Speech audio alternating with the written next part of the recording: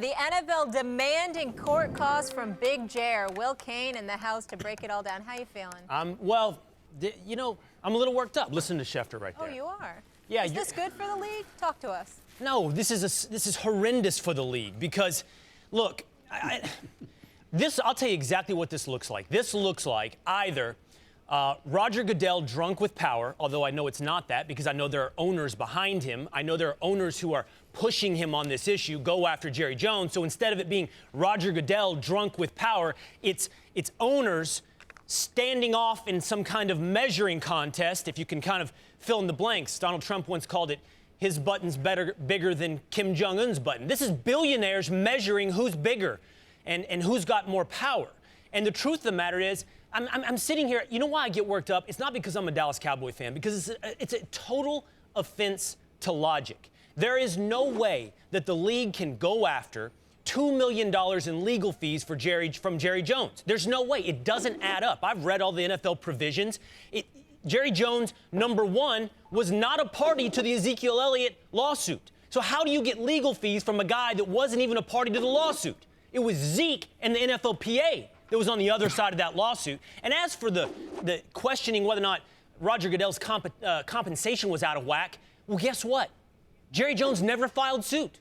He never filed suit whatsoever. So how did you rack up legal fees on a suit that was never filed? This is revenge. This is a measuring contest by billionaires. This is petty, and it's not good for the league.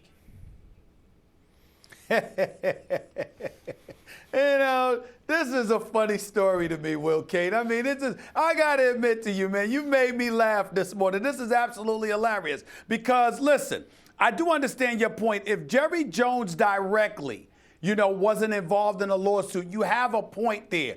But we're talking about a league that obviously has inside information. We're talking about a league that has been at the negotiating table with Jerry Jones. We're talking about owners who literally pointed out how Jerry Jones thought it was all about him instead about what was in the best interest of the league. They vilified him because of it, directly and indirectly. These are the kind of things that was going on throughout the season. So what the league is saying, whether it's the Colin Kaepernick fiasco, whether it's the negotiation with Malcolm Jenkins and his group, whether it's other issues, whether it was the compensation issue pertaining to Roger Goodell, not to mention the fact that there was somebody behind the scenes egging Ezekiel Elliott on and pushing him to continue to pursue this matter, knowing it went against the best interests of the league.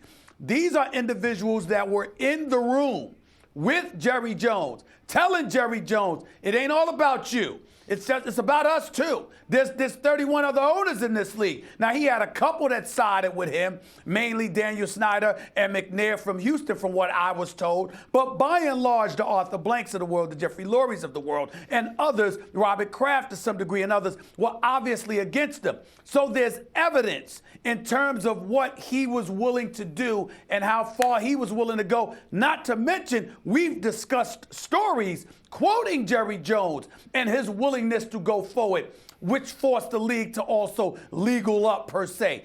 All of those things taken into consideration. If you want to take it from the literal perspective, Will, did he actually file a direct lawsuit pertaining to this matter that justifies it? I get your point there. You're absolutely right.